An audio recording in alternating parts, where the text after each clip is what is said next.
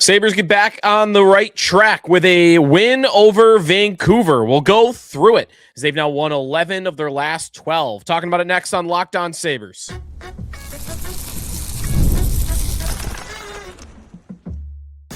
You're Locked On Sabres, your daily podcast on the Buffalo Sabres. Part of the Locked On Podcast Network, your team every day.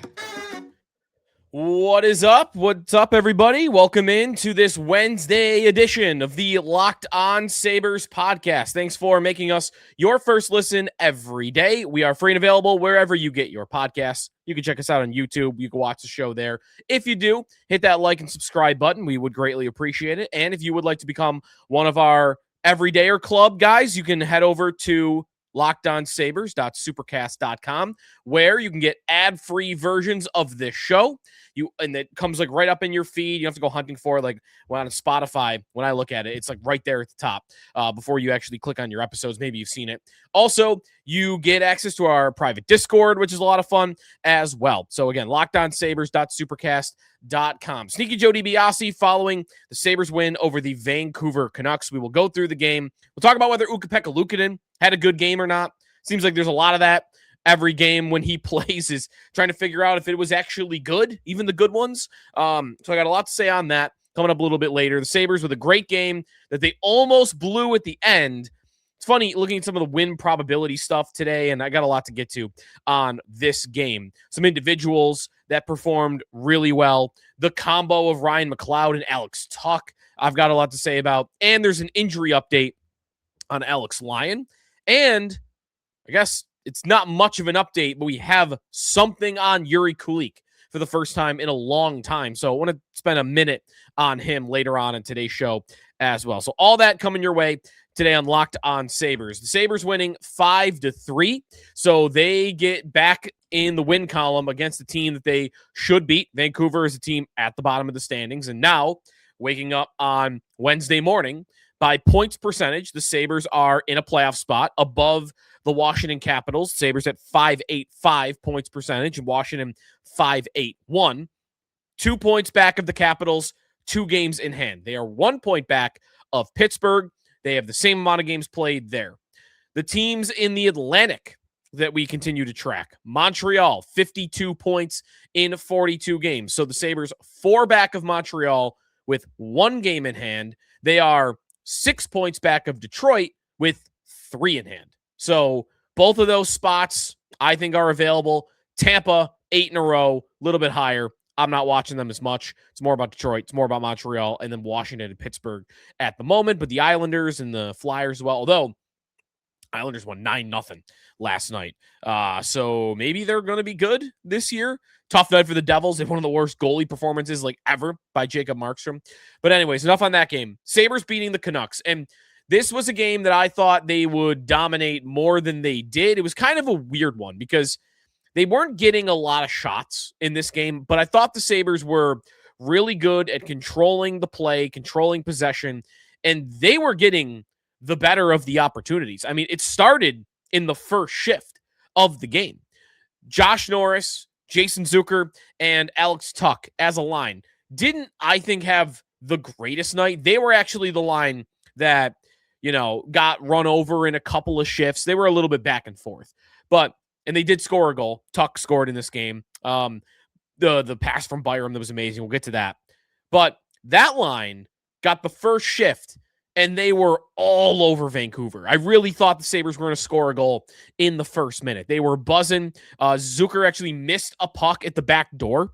I think Norris was the one that fed him, and he just missed it. He had a couple opportunities. Like, he definitely could have scored in this game, but could not find the back of the net. So that line comes out firing, and it doesn't take the Sabres long. I mean, it's only 2 minutes. I mean, it might not have been, it was either the second shift or the third shift of the game where they caused a little bit of havoc. And I thought they were doing that a lot in this game around the Vancouver net. Havoc and creating chaos, and maybe you weren't always getting a puck on net, but opportunities. And on this play, I've got Power at the point with the puck, and he just kind of fires it into the middle. Sure, he's trying to get to the net, but it gets knocked down.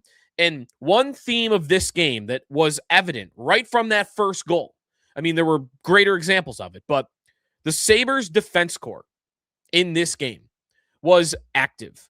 So after I watched the game, I go back, I watch some like the 11-minute highlight video that YouTube puts together, and they had the Vancouver broadcast on Sportsnet on that highlight clip. So all the clips you heard were from them. And at one point in the highlight reel, you hear the play-by-play man of the Vancouver Canucks. Forgive me, I don't have his name off the top of my head. He says, this is the most active defense core I've seen all year. They were everywhere. Bowen Byram jumping down in plays. On that first goal, it's not all the way down, but why is there a loose puck in the middle?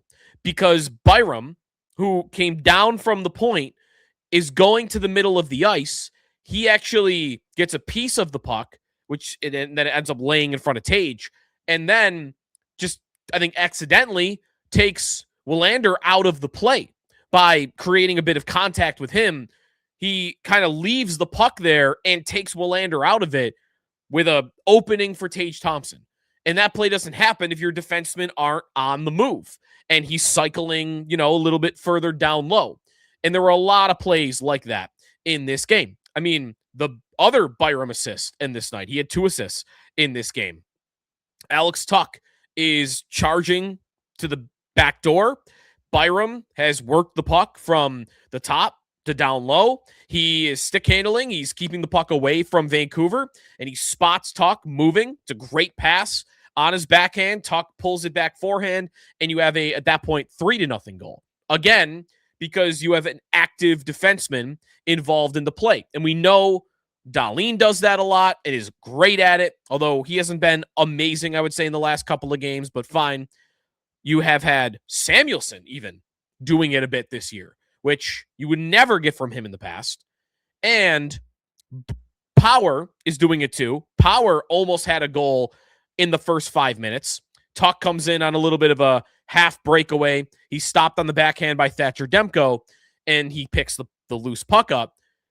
One other Sabre, I believe it might have been McLeod, or maybe it was Zucker, takes the Vancouver player out of the rush.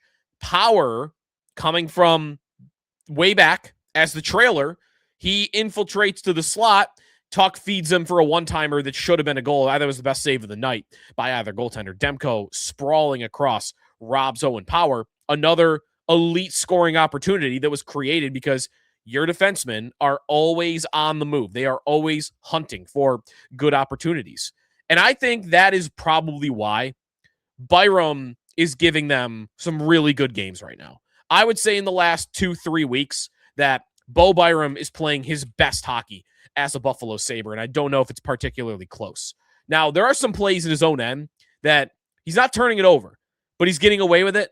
He's making some close calls, but you know what? At the moment, they're not turning into turnovers. There was a goal in the Boston game a little while ago, right? But for the most part, he's been buttoned up there in his own zone, and he's so good and so active. I think the way he is stick handling right now, he is showing off some confidence that, I'm out here and I'm controlling the game. I am going to decide what the pace of play is. I am the one who's going to jump up in the rush, and I'm going to be the one that creates offense. I'm going to get the puck out myself. Like, there is an assertiveness with Byram's game right now that I really like. I think he's playing confident, he's playing fast, and he's playing with his head up. And I think the more your head is up, the more comfortable I think you are as a defenseman. And 9 goals on the year. We know like an 18-goal pace has been a part of the story, but you get 2 assists last night, and he's playing big minutes. Remember, health was a concern with him when they got him from Colorado, right? Like, and he's played almost every game for the Buffalo Sabres. Has he actually played every game for the Buffalo Sabres? Because last year he played every game. This year he's played every game. I do not remember if he missed a game in that 23-24 stretch where he got traded for at the deadline. But I mean, that's 100, knock on wood, that's 123 straight games for Bowen Byram, at least, that he has played for the Buffalo Sabres in the last 2 years, a guy that had injury concerns coming in. And he's doing that playing big minutes. I mean, he's played 24 minutes at least in all of his last 3 games. And before that, there was a 22-minute night in there against St. Louis. Before that, 27-52 against Boston, 24-18 against Ottawa. So really, that was the start There are a lot of 20 to 22-minute nights before that. But in the last 6 games, the minutes are going up, and he's answering the bell, and he's healthy, and I think the style fits. I think Lindy Ruff deserves some credit. I don't know how many coaches in the league would not allow Byrum to play the style that he is, but there are some. We had one here, Ralph Kruger. The way he coached, he would not allow Bo Byram to move around the offensive zone the way that he does, the way to join the rushes the way that he does. We know Don Granato would have, and there are a lot of other coaches that would too, but give Lindy Ruff just at least a little bit of credit for giving Byrum and the rest of the defense corps license to use their skill because they have a lot of it. And also I think it helps when like 11 of your 12 forwards are really good defensively, right? Like, I mean, who's not good defensively of their forwards? Quinn would be the one guy I would say. I mean, Tage Thompson, he's tackling Elias Pettersson when there's a loose rebound. I think Tage is even answering the bell there, and I think a lot of guys are. So anyways, also last night, quick point to make on Ryan McLeod and Alex Tuch. Those two, I think, and they get the second goal there on the shorthanded opportunity. They actually almost had another one later. Ryan McLeod, third shorthanded goal of the night, of the season. Those two have combined for 16 shorthanded goals in the last 2 years. That is unbelievable. In the last 2 years, Alex Tuch ranks second in the NHL in shorthanded goals with 7, and McLeod ranks 5th in the NHL with 6. Sam Reinhart, number 1, the only guy with more than Tuch. McLeod now at number 5 in the last 2 years, and this year he's got 3. Those two, I tweeted this out. I think they're the best penalty-killing duo that I have ever seen play for the Buffalo Sabres. I will not go after careful consideration. Some good responses on this. Paul Hamilton had a good thought on this also on the morning show in WGR this morning. While I would still hold to McLeod, Tuch, the way that they take up space in the defensive zone, what makes them so elite as penalty killers, and why this team is second in the NHL in penalty kill percentage. And those two are always the first two that go out on the ice. They're not super physical. They will block shots, but they're not laying in front of shots the way that Beck Mallenstein does. They are, I think I made this comparison from them before. They're like the Legion of Boom Seahawks, although they're more the Legion of Zoom Seahawks, because they are just going to take up your space. You can't get rid of them. And it's because they are the best skaters on the team. They are so fast. They are both big enough to also use their reach to take up space that way. You can't lose them. The constant pressure that they supply is incredible. And they're able to chase you down a wall or chase you back to the point in ways that a Jordan Greenway can't, a way that Beck Mallenstein can't, because their skating is so good that if you get the puck around them or through them, they can recover. They can get back to that slot area. They can get back, to the point if they're chasing down the wall. They could get back to the wall if they're chasing up the point, because they're so good at skating. They're fast. And that opportunity shorthanded, a couple of them last night, including the goal, are created because if they get it, they're going. They know. They've got this telekinesis, I think, between the two. The second opportunity that doesn't end up in a goal or even really a quality shot, but it was close to one, McLeod picks up the puck and Tuch just knows, oh, he's got it. We're going. Like we're running vertical routes and we're receivers now. They can flip that switch so quickly and they just attack you with their speed. I think they are super impressive. What I was leading to, though, is I won't go as far to say that they're the best penalty kill unit in Buffalo Sabres history, because Don Luce and Craig Ramsey, I think, probably deserve that title. And unless McLeod and Tuch are going to do this for a really long time at this level, I think Ramsey and Luce from the 70s deserve that title. Also a great moment from Zach Metza in this game. He gets his first goal in the NHL that also became the game-winning goal, which is kind of incredible. When we come back, the almost collapse, how bad was it? Also, was it a good game from Ukko-Pekka Luukkonen? Both when we return on Locked On Sabres. Today's episode of the Locked On Sabres podcast is presented by FanDuel Sportsbook.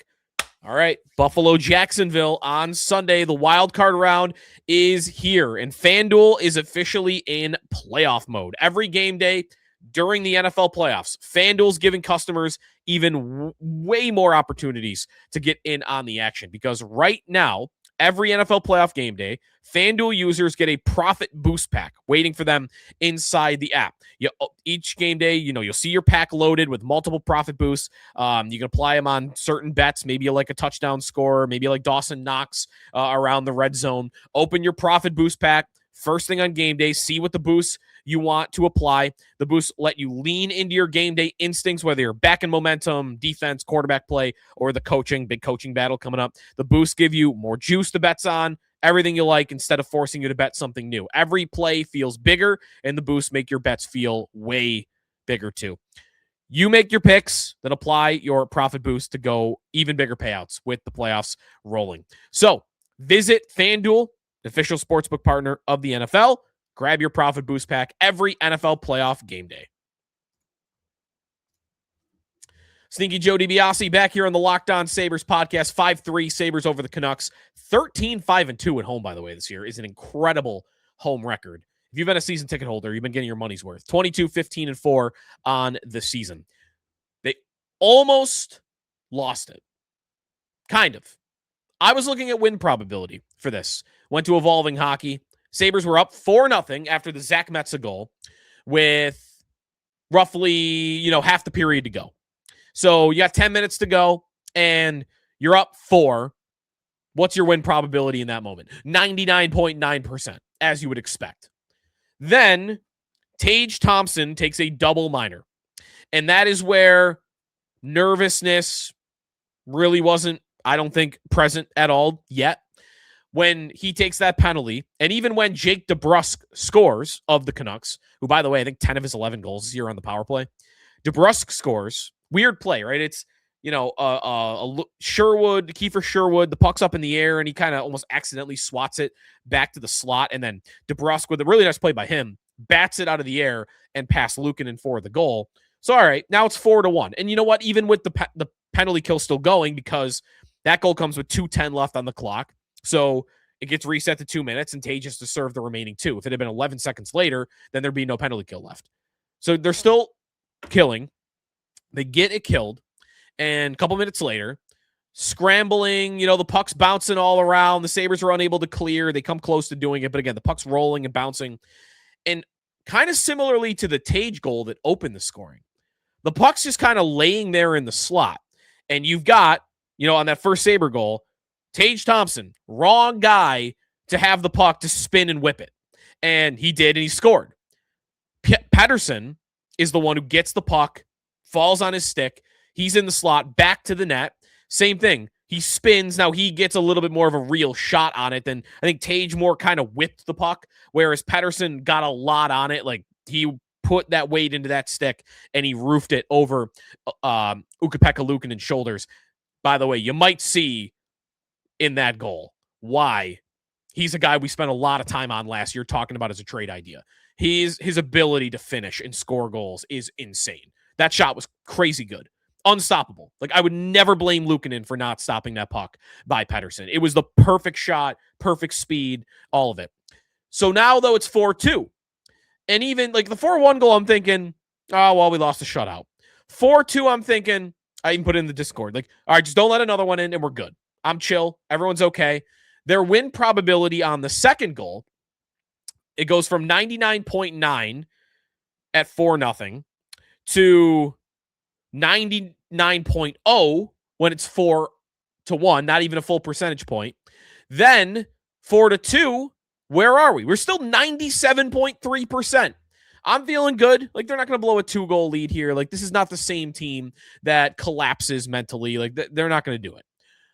Then the very next shot went in, and it was like, oh no. Liam Ogren, what a brutal goal to let in. This is the one goal on the night that I had a big problem with Luukkonen on. You can't let that goal in. Absolutely cannot. You've played great the whole game. There are moments where you've kept them in it or helped the Sabres build their lead and give them that breathing space.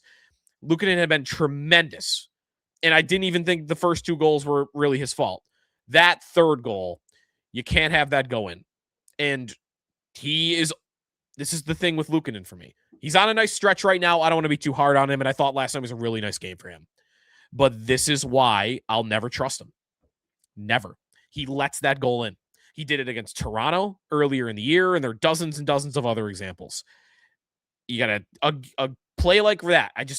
I said it. You can't let the next one in. You can't let another one in. Bam, I've got a puck along the ice from a guy who is not good at scoring goals. And you're leaning too far to the right, and you kind of fall over in your stance as the puck gets through you. That goal's unacceptable. And it's why I'll never trust Luukkonen fully. However, he was awesome last night. It was still a great night. I think even though you had the 3 goals in 5 minutes there, and you could say like, oh, he let him back in the game, and he let in a really bad one. He did. He let in one really bad one, in my opinion.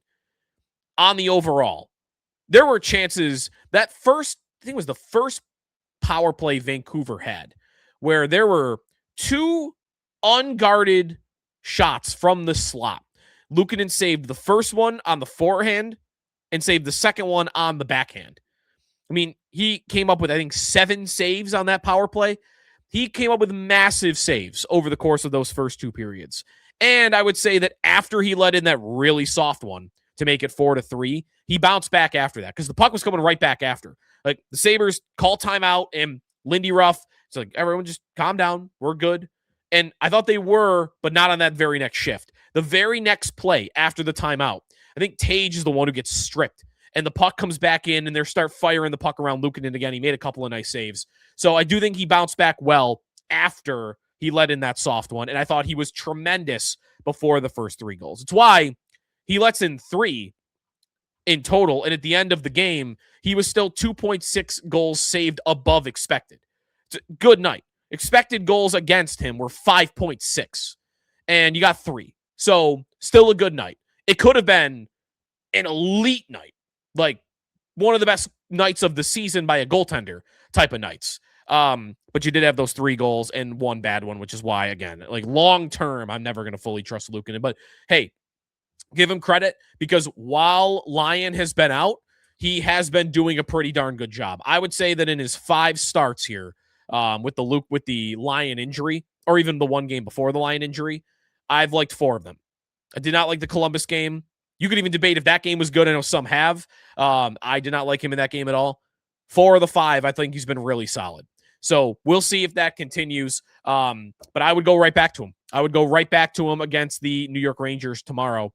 We'll see if we get that. There are some lineup notes to get to from Lindy Ruff. And that's injuries, and that's goaltending, and more coming up on Locked On Sabres. Today's episode, Locked On Sabres podcast, is between games here, between the Vancouver Canucks and the New York Rangers. So let's get to the injuries, and also, what about Luukkonen starting the next game? I just said I would go with him. I would go with Luukkonen again. However, Lindy did say before the Vancouver game that Colten Ellis is going to get one of these next couple of games. Colten Ellis, who has not, by the way, appeared for the Buffalo Sabres in over a month. He came on in relief of I believe it was Lyon in the Edmonton game on the road trip.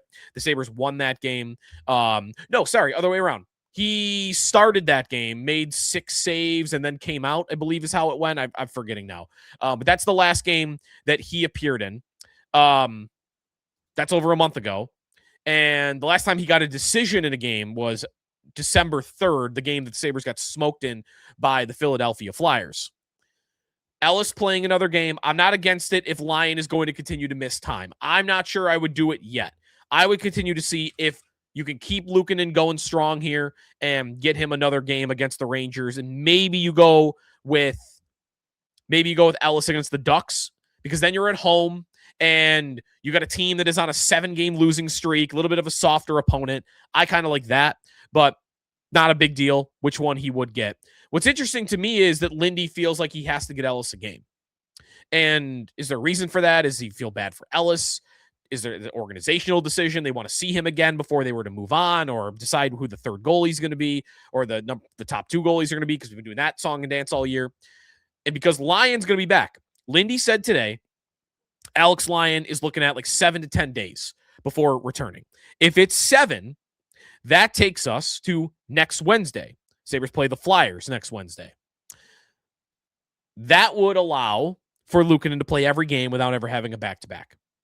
If it's 10, if he can't return within 10 days, that brings in a back-to-back. Because next Wednesday to Thursday, Philadelphia on Wednesday, Montreal for 0506 night on Thursday, that's a back-to-back. If Lyon's not good by then, you would need Ellis. But that's where I would continue to play it out. What if Lyon is good to go in 7 days and you give him 8? You give him the Montreal game. You give him the second of a back-to-back at home if he's recovered. You could do that and never have to start Ellis. So I wonder what Lindy will do, if he'll hold to that they're going to play Ellis, but I don't really think they need to force him in at the moment. The other injury update to get to is on a guy that we haven't really talked about at all in a while because of the type of issue he has, but Jiri Kulich, Lindy said, is progressing. Still don't want to put timeline on it. And, that said it's doctor-driven, of course, because it's a different type of issue. It's not injury. It's not something you could, it's not pain management like some of those injuries are where it's sometimes up to the player as much as the doctor. Like, this is a blood clot issue, and it's up to them. Progressing is an interesting way to put it because that makes it sound like, okay, he's coming back this year. And I was starting to wonder that. Is he going to come back this year? Still not a guarantee, but Lindy using that language makes me think that we're at least getting Kulich back this season. I would still predict it's not any time soon because you didn't want to put a timeline on it. And I said this a couple weeks ago. We got Team Czechia's Olympic roster, and Jiri Kulich was not on it. And to me, if healthy, he absolutely would have made that team. Like, that team's got a lot of NHLers, but it's not all NHLers, and he's a good young player. Like, I think he would have made that team. So does Czechia check in with the Sabres on that?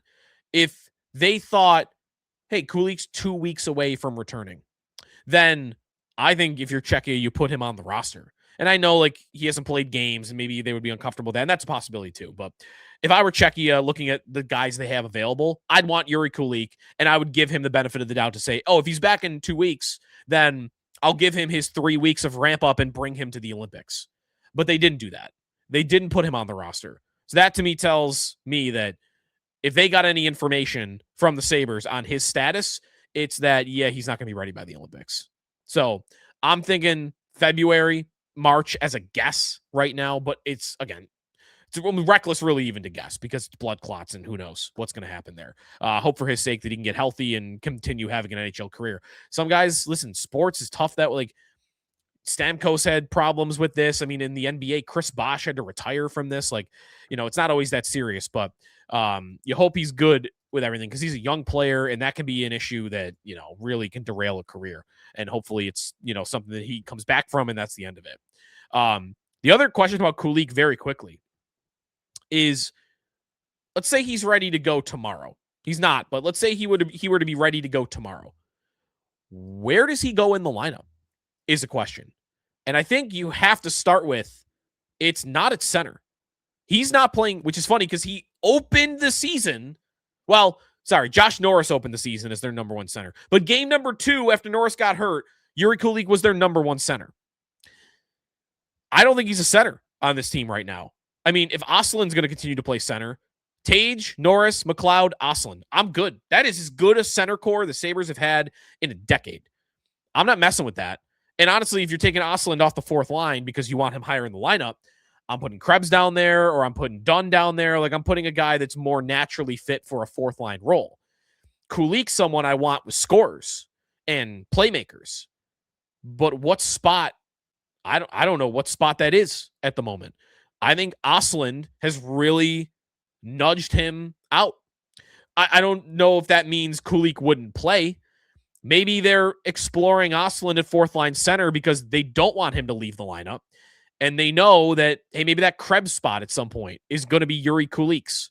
And Oslin is a better player as a two-way player than Kulich is. I mean, last night, Oslin, he didn't really do anything that dangerous offensively, but he made 2 really nice plays to help the Sabres get out of their own end when they were about to be pinned.